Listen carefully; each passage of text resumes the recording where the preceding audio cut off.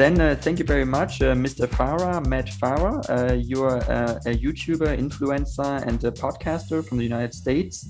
You have the Smoking Tire podcast and YouTube channel, which discusses cars in general. You have over 1 million followers on YouTube in your channel. And yeah, first, like, wanted to know why you actually like did it. Like, what was the motivation behind it, and yeah, how you behind what part? Starting a YouTube channel? yes, basically that at first, yeah. Well, I first started with YouTube in 2006. So 3 months after, I'm an old guy now. I'm not, it wasn't even a thing. I used to own a car wash, a small car wash in New York with a friend of mine who has also become quite a successful creator on YouTube in the years since, for doing detailing videos, car detailing, cleaning videos. And when YouTube became a thing, first launched, we saw the idea of a video sharing site as an opportunity to promote our car washing business. We thought we could put on drives and what would probably be known today as like single day road rally events, but this was really before those were a thing. And then we would film those and promote those, and that would be like advertising for the car wash. And that very quickly turned into me with a microphone interviewing people and eventually reviewing their cars. Once I started doing that, I realized pretty quickly that was a lot more fun than running a car wash. And so I decided to do it, more or less full time. That's a shorter version of the story. I always wanted to be an automotive journalist.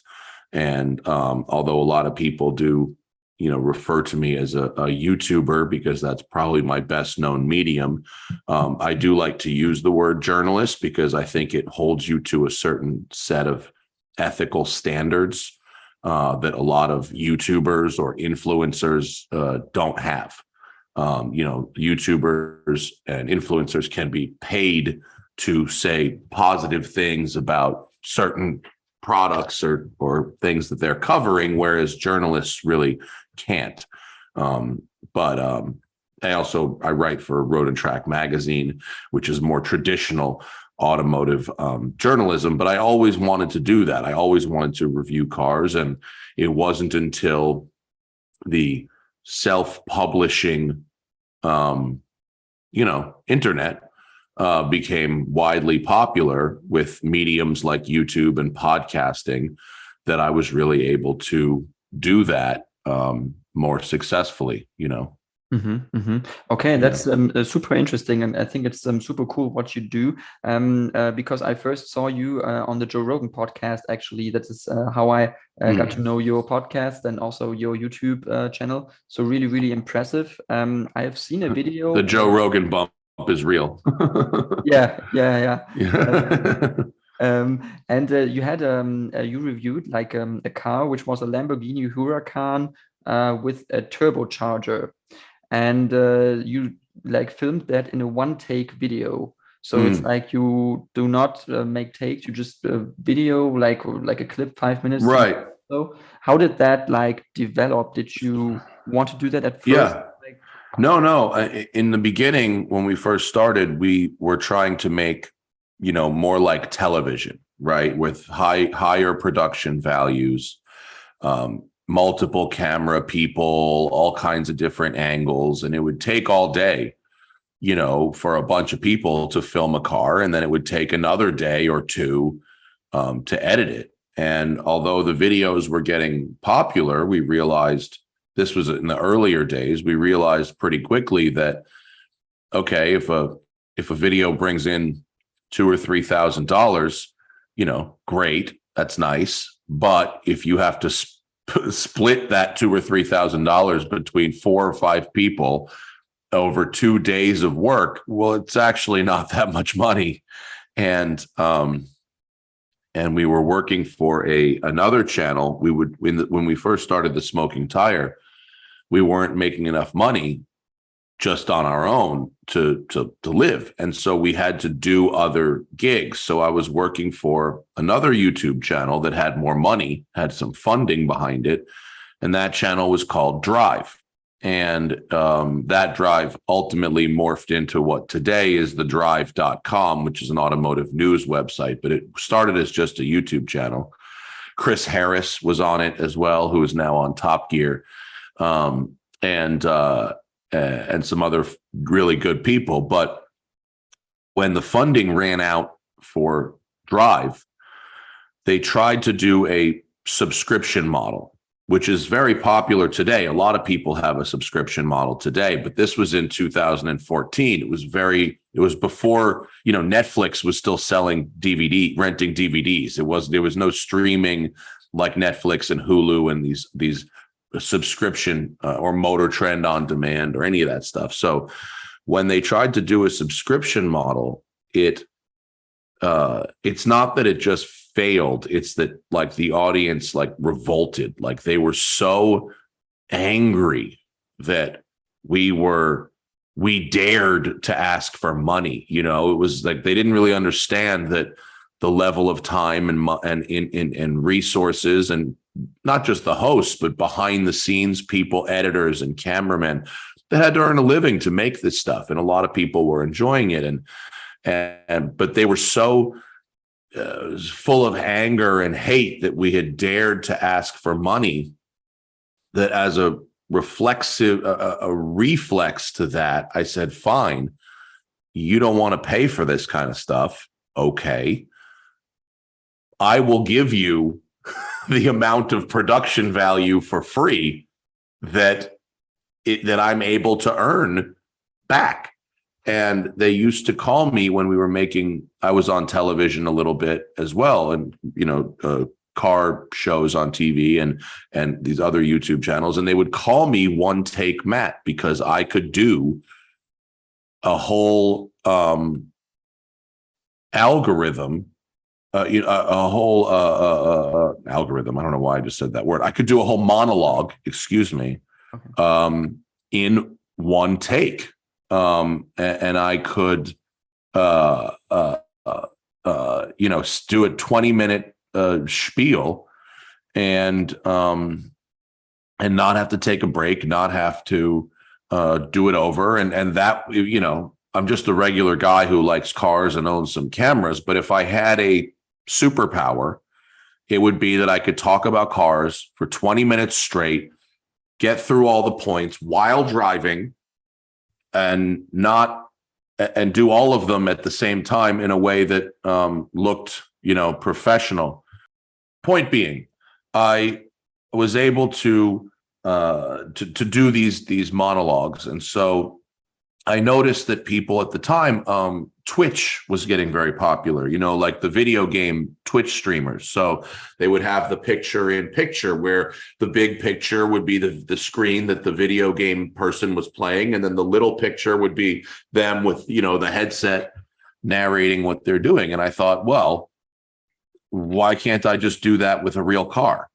And so I just set up two cameras, one forward facing and one with me, synced them together, overlaid them with each other, and went out and drove the car. And in the beginning, I had like no exterior shots at all. I later added a few exterior shots and a few drive-bys.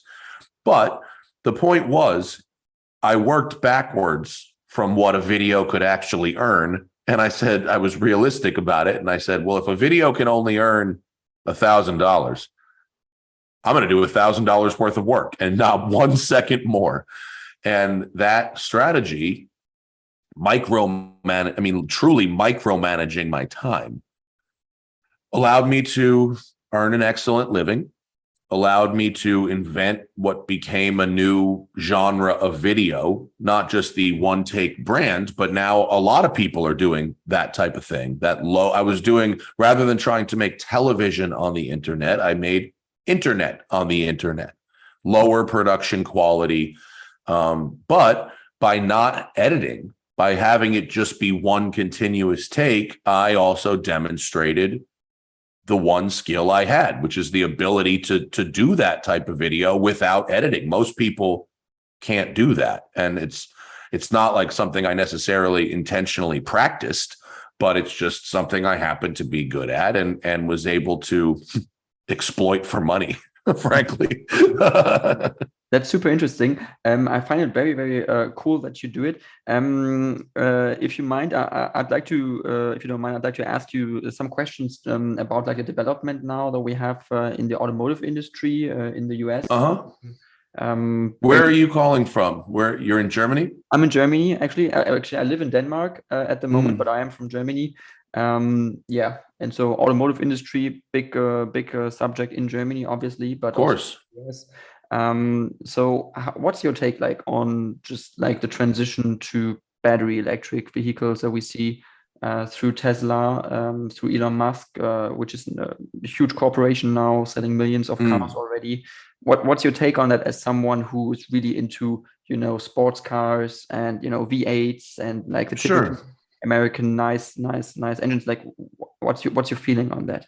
Well, first off, I like electric cars for a lot of things. I own an electric car. I mean, I have a few cars, but one of them is electric. The one we use every day. We have the Ford Mach-E, which is a very nice car.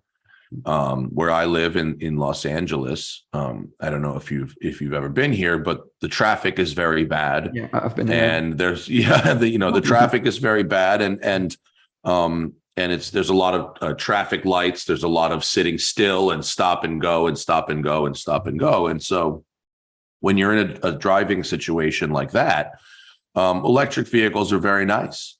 When it's a lot of time in the car, but not necessarily a lot of distance. When you're stopping and going, you know, electric powertrains are very smooth, lots of torque. You don't even really realize how many vibrations and jerks and sounds. And I cleaned it. No, but where's the nature's miracle? There's more. Under the sink in the laundry room. Oh. Sorry, my wife was looking for something. When you those things are very nice. I am not under any illusion that electric cars are going to save the world. They are not.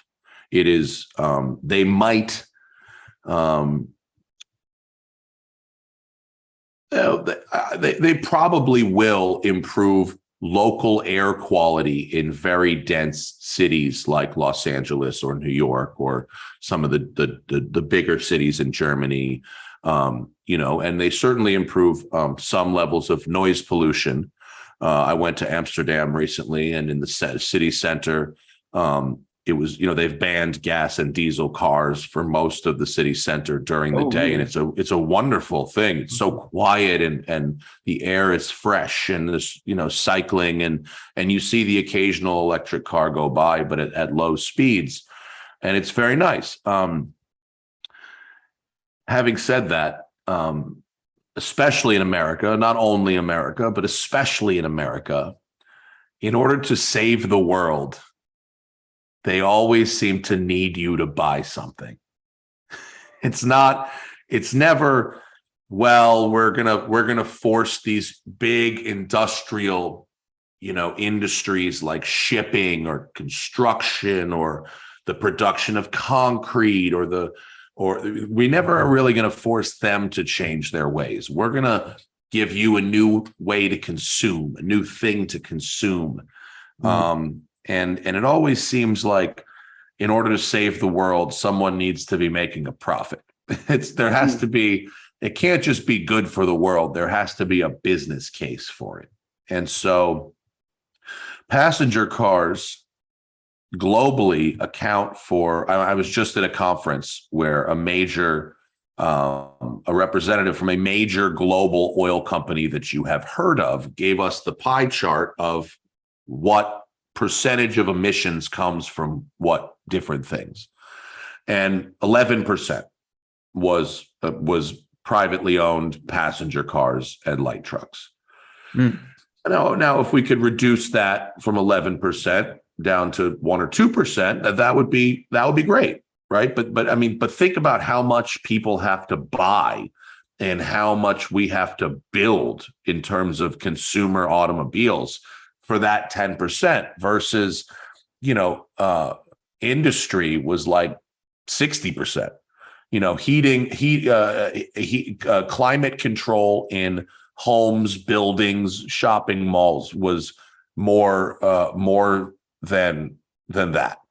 And I'm not saying that it's easy to reduce those things. Those are hard problems too, but they always seem to focus on getting you, the individual, to change your habits or to buy this new thing, as opposed to forcing industries that are making enormous profits to change their ways, which, it's not, EVs are not a particularly equitable solution to our climate crisis. They're like almost twice the price, or not, excuse me, that's not correct. They're probably over 50% more expensive than the average new car today. I think the average new car in America is like something like $46,000, which is higher than it's ever been. But the average, it's gotten very expensive. Yeah. Thanks to SUVs and electric vehicles are included in that, by the way. And also there are more 7-figure hypercars for sale than ever before. And Lamborghini put up record numbers this past year. And so the wealthy are buying and buying and buying more expensive cars than ever before. But the average price of an EV is like $66,000. So that's not really a solution for everybody.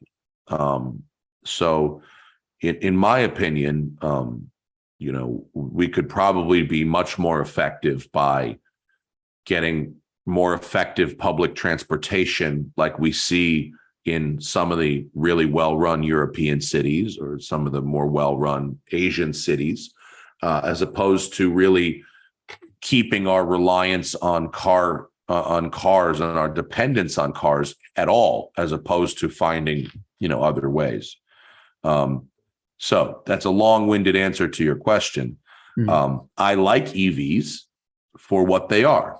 I don't think they are going to save the world. And I don't think that legislating away gasoline cars is necessarily the right way to do it, because the rest of the industry is unprepared to build as many electric cars as they will need to build. And also, they're not necessarily in such a rush to transition us to totally green energy either. I mean, there's lobbies here in America that are trying to save the coal industry. They're trying to save some dirty sources of power that to generate that electricity. Where I live in California, we have a higher percentage of clean energy, and that's great. But there's a total ecosystem there that always seems to start with making us buy stuff. Okay, so I can kind of hear a little like critical tone towards, okay, you have to buy expensive things, you have to buy expensive or rather expensive cars, as Teslas, for example, are quite expensive, obviously. Yes.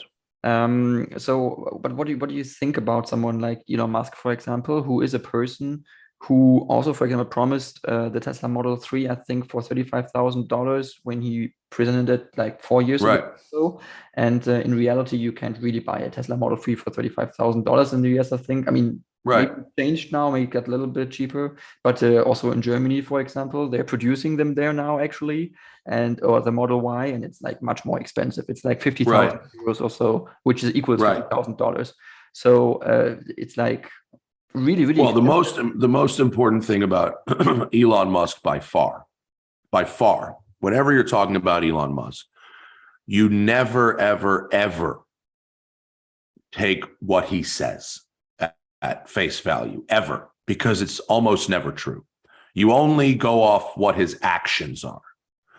And if you only watch Elon Musk's actions and not his statements, and the media regularly fails at this. Elon Musk says something or tweets something, and that statement becomes news.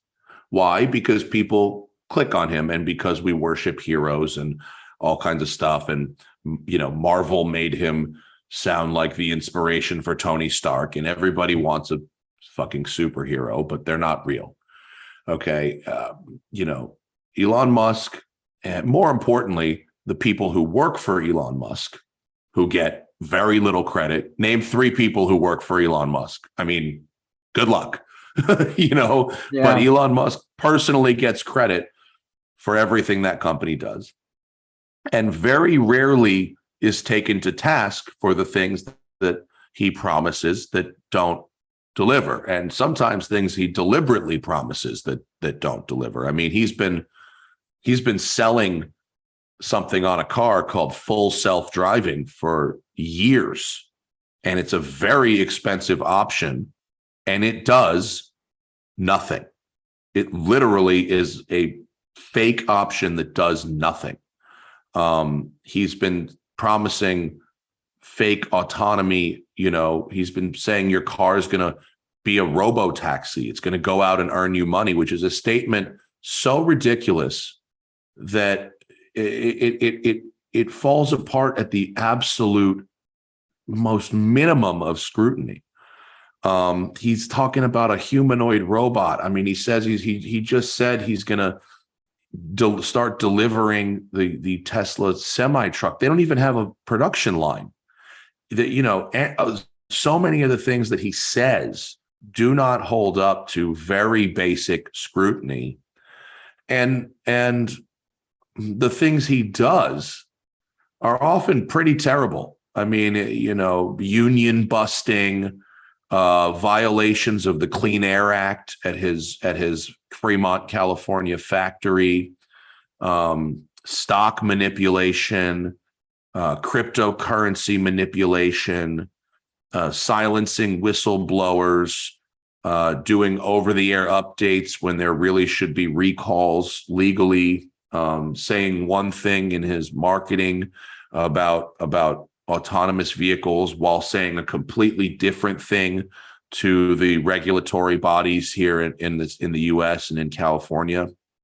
If you just go off his actions and not his statements, a lot of what he does is absolute bullshit. And it's designed exclusively to make him the richest person in the world based on a future he is trying to promise people, but that doesn't necessarily exist. And that's how stocks work.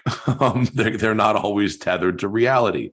You can get people to give you money if your promises sound, lofty enough. And also people, if you do one thing well, for some reason, humans think that you can do anything. And that's really, really a mistake, a trap you should not be falling into. Don't get me wrong. I give Tesla full credit for making electric cars cool.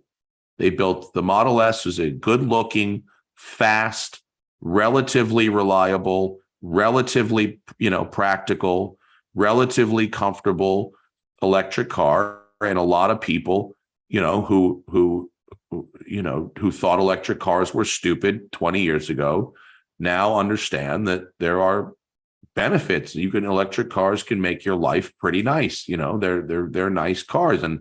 But in the 1980s, whoever thought that IBM wouldn't be the king of computers? They were a first mover in the personal computer space, and they had a massive market share, and everyone was buying an IBM. I had one when I was a kid, and who's using IBM computers now? We had Apple IIs at my elementary school. We were learning to type on Apple IIs, but at home I did have a PC.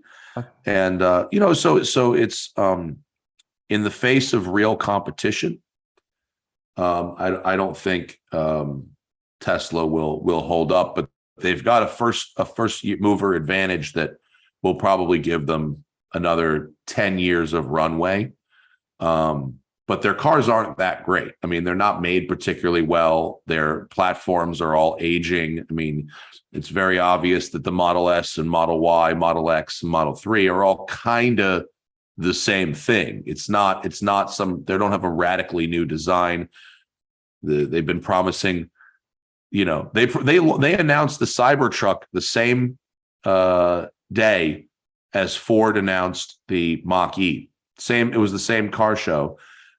I bet you that my 39-month lease is up, and I return my Mach-E, having announced, developed, built, sold. I will lease it and return it before we see anything on the road resembling a Cybertruck. So with Tesla, my takeaway is always pay attention to the actions and never the words, because the actions will tell you the truth. Will tell you. Okay.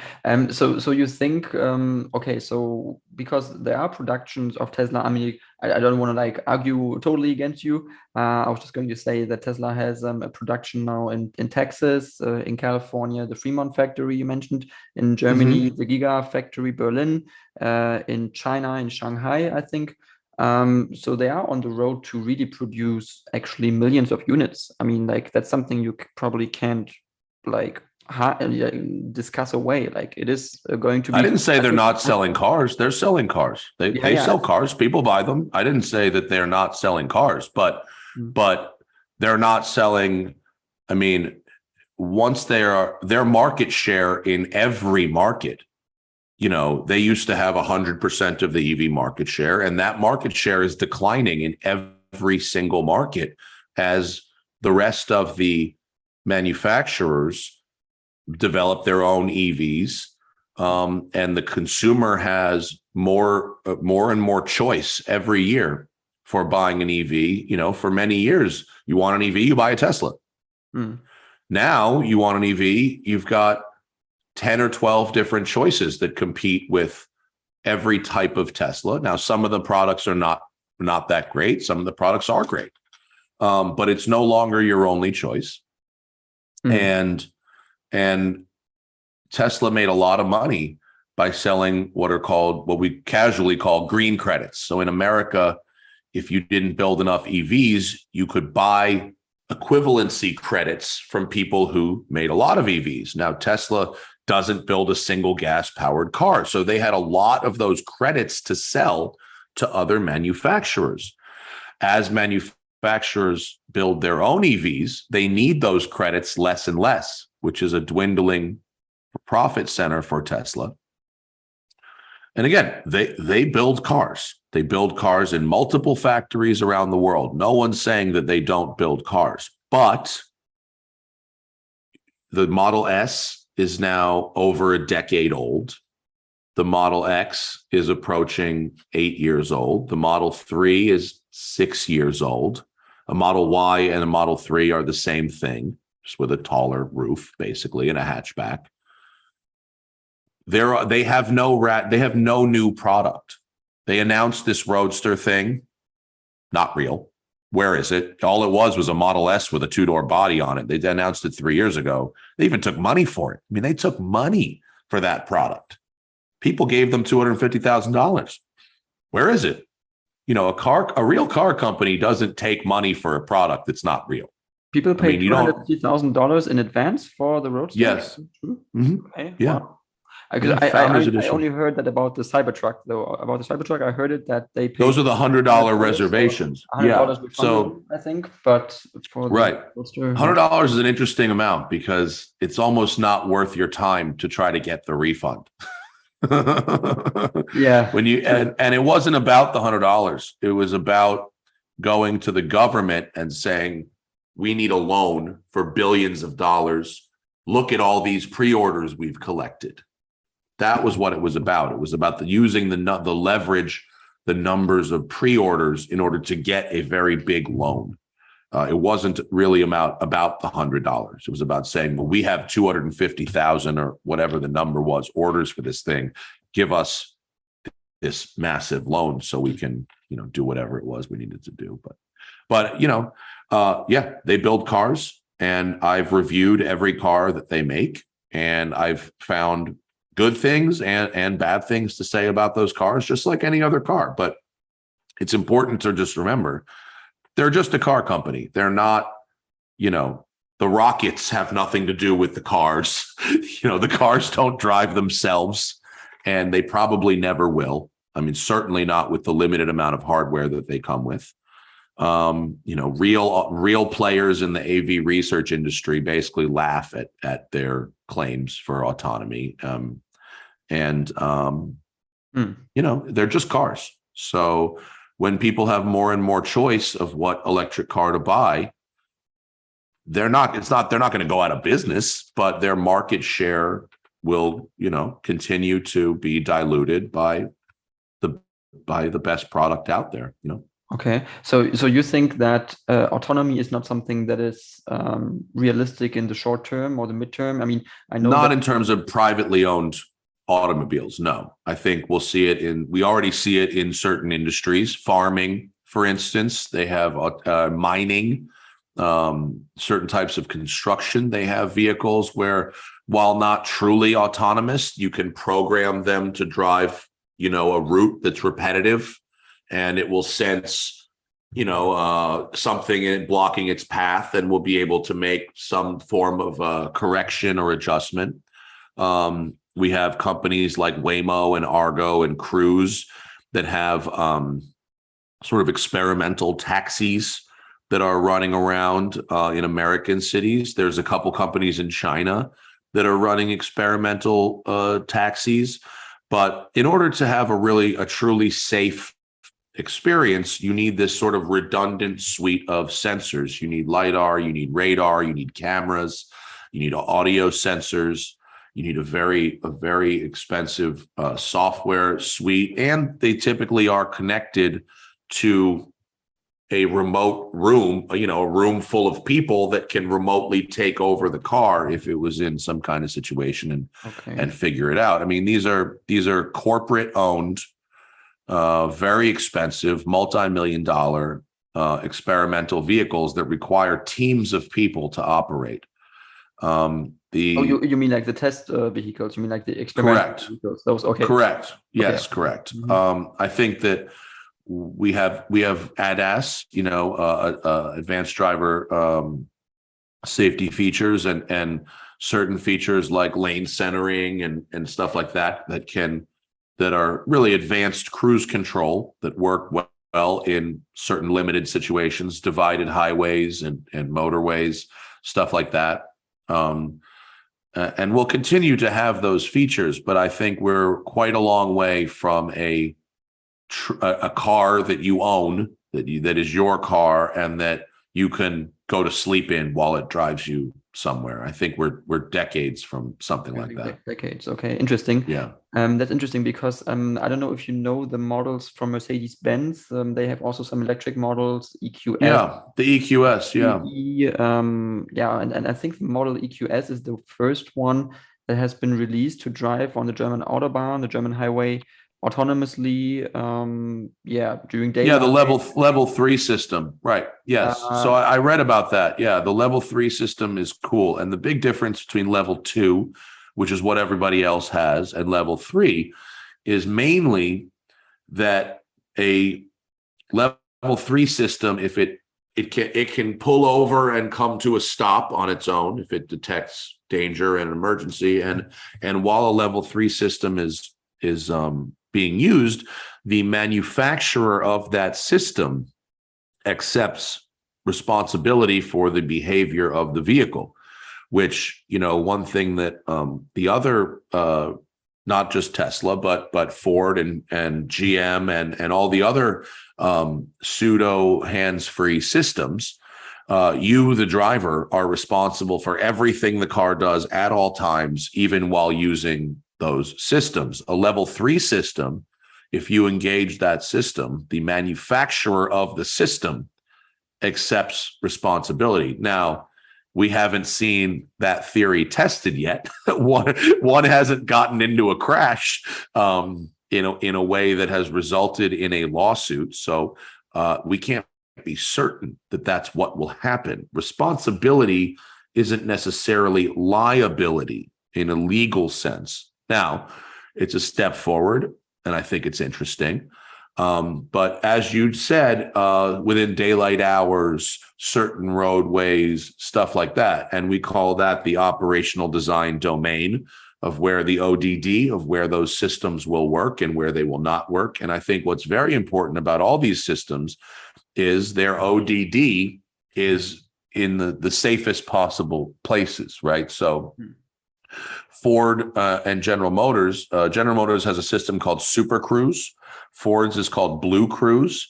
And both of those systems are level 2, hands-free, and their operational design domain is limited to divided highways that are very well marked, painted where the lines are clear.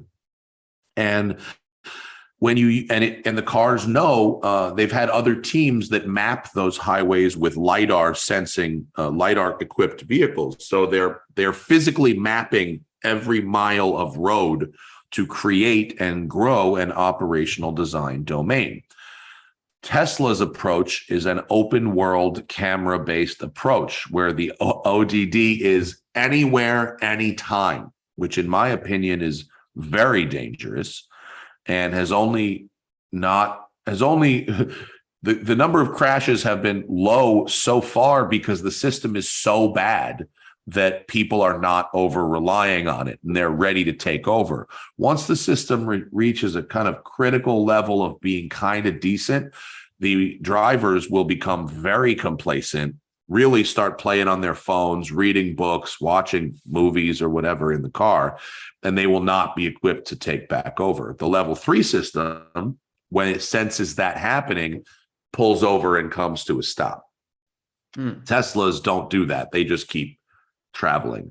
The Ford and GM stuff will, flash and honk at you and disengage the system if the driver monitoring system senses that you are veering your attention to something else. But I think GM has like 300,000 or 350,000 miles of freeways that they've mapped out in the US, and Ford, I think, it's a little behind them. I think it has 200,000 miles that they've mapped out. And I've found that I've used both those systems, the Ford and the General Motors one. I found them to be pretty good, not perfect, but pretty good. But at the same time, if I'm not using my hands to steer the car, but I can't really be doing anything else because I have to be ready to take over all the time. Like, what am I doing? What do? I just sit there with my hands on my knees and just stare straight ahead. It's like, I'm not a passenger, but I'm also not totally the driver, and I'm not steering, but also I can't be doing anything else. So I just recently wrote a column for Road and Track, which you can read on the website. That's just like something to the effect of, can we just admit that these features are for texting? Like, that's, I can't think of another reason for them to exist, really. Okay, that's funny. That's interesting that you say that. I think you made like all very good points. But you said that you don't think that in 20 years probably it will not happen with full autonomy. It's like very unlikely, you said, or yeah, more or less unlikely. But in reality, we see it. Like, so there are certain systems, certain cars by Tesla. You can drive them already autonomously today, more or less autonomously. Definitely, you cannot. There's no autonomous vehicles on the market today, not from Tesla or anybody else. I mean, yeah, you have to take over, obviously, but I mean, that's not autonomy. No, but it's like trained. I mean, it is simulated autonomy in a sense that. Simulated autonomy. Simulated autonomy is most certainly not autonomy. No. But what I'm just trying to say is that it is driving in a sense that you do not have to do anything at that moment. So you are in the car and it can, drive curves. It can make lane changes. It can take a right, take a left, stop at the stop sign, stop in front of the next car.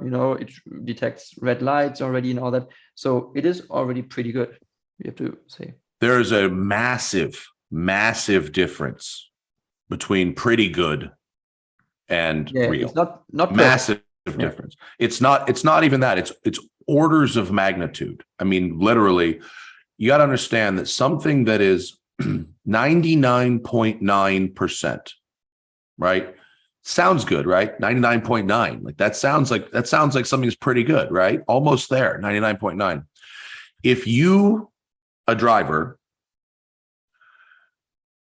were 99.9% good, and 1% you got, and 0.1%, right? You got into a crash.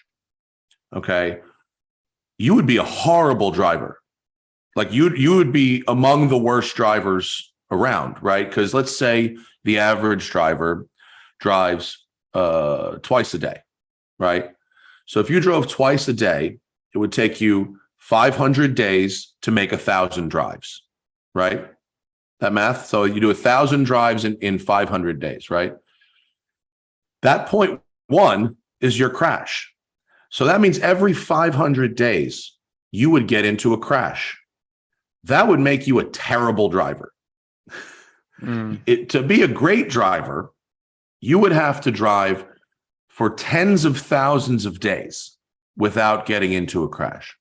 So 99.9% is actually very bad.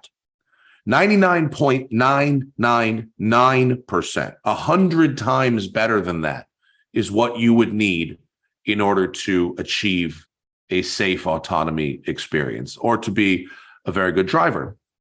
If you have humans who are very good drivers who go their entire life, 50, 60 years of driving, never getting into a crash, never getting a speeding ticket.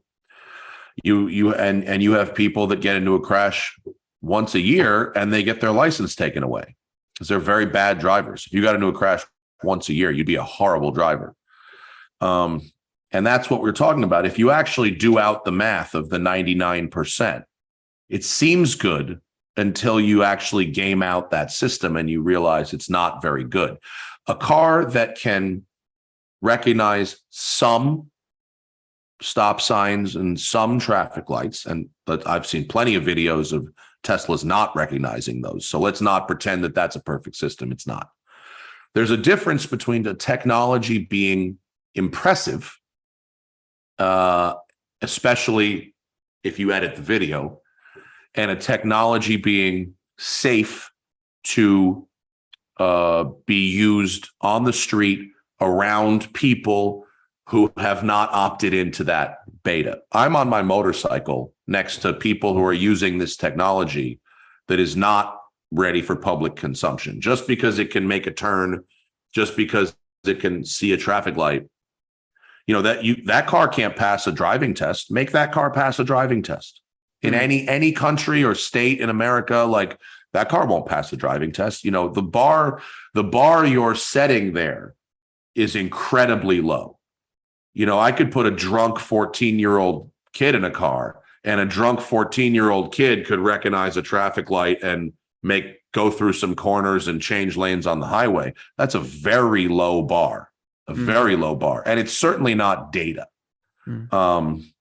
I think also so we need to set the bar much, much higher than that.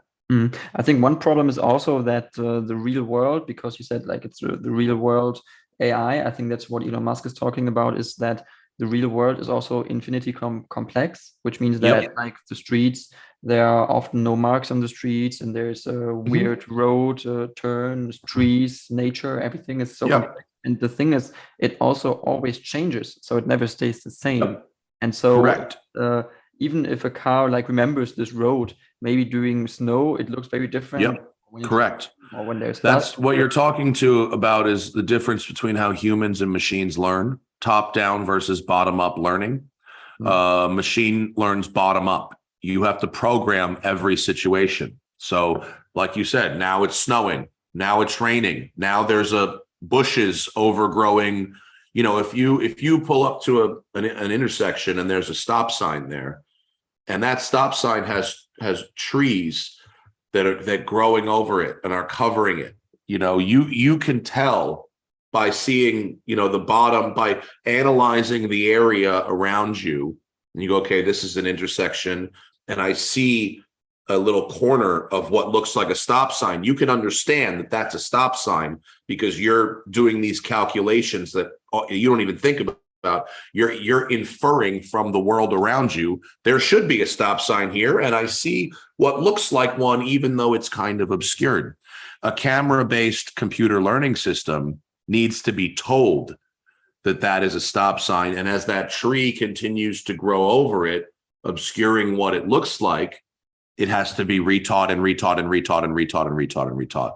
Mm-hmm. And it's just the difference in how computers learn and how people learn. And it's part of the reason that developing autonomous vehicles, I mean, you know, computers can't learn the way that people can learn. And driving is set up for people to be operating the cars. And it doesn't mean that we'll never have an autonomous vehicle, or we'll never have a world where autonomous vehicles work. It just means that it's a much, much harder problem to solve than people who really promoted the technology in the beginning thought it would be.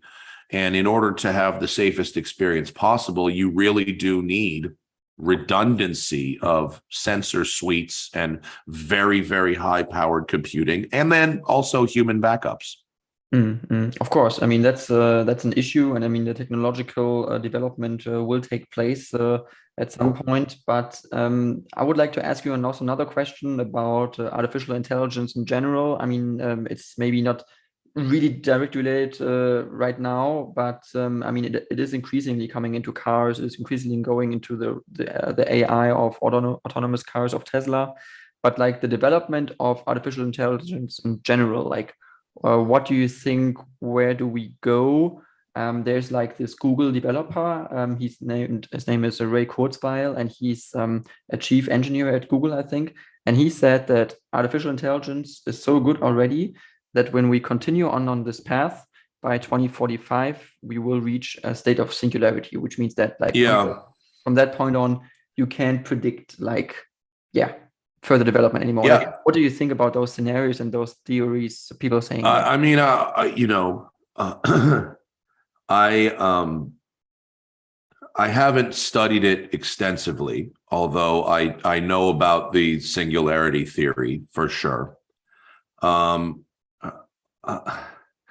don't really, I think we have more imminent threats in terms of computing power. I think we have via algorithms and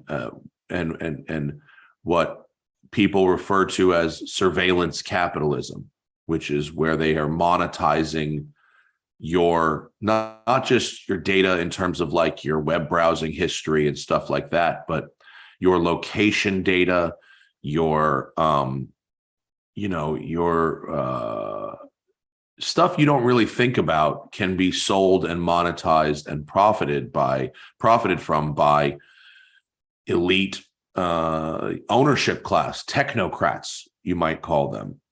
Your attention, your location, your whatever, with things like TikTok that are incredibly efficient at grabbing and keeping your attention.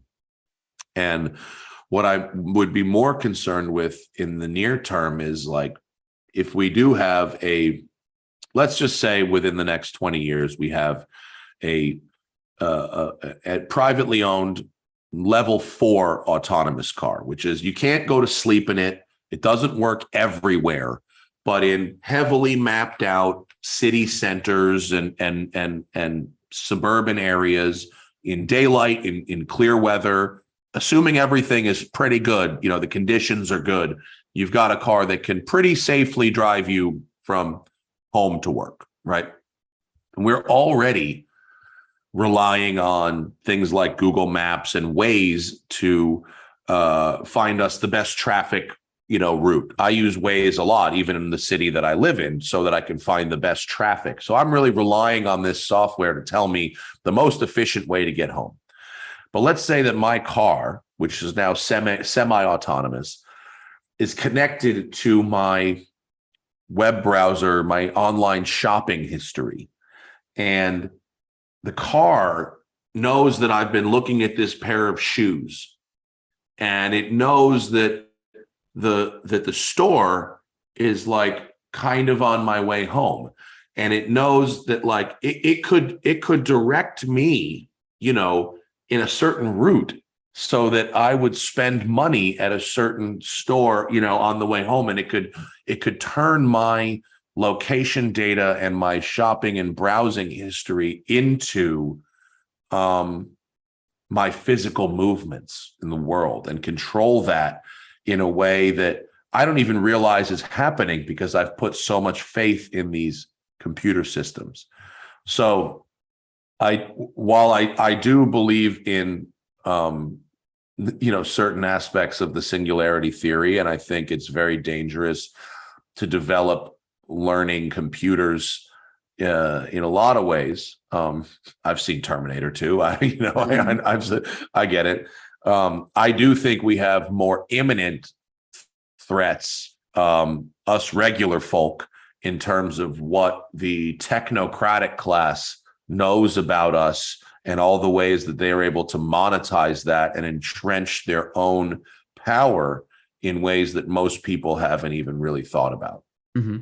Because when you think about what Google is doing, Google search, how many people are using Google search every day, typing in things? It's billions of searches per week or per day that you have. And if you train an AI, which is probably already being trained by Google right now, it's the capabilities and the development of it must be like unimaginable. Yeah, and we've all not everybody, but a lot of us have voluntarily put listening devices in our homes. Whether it's Amazon Alexa or a similar device to that, or even something like the Siri feature on your iPhone.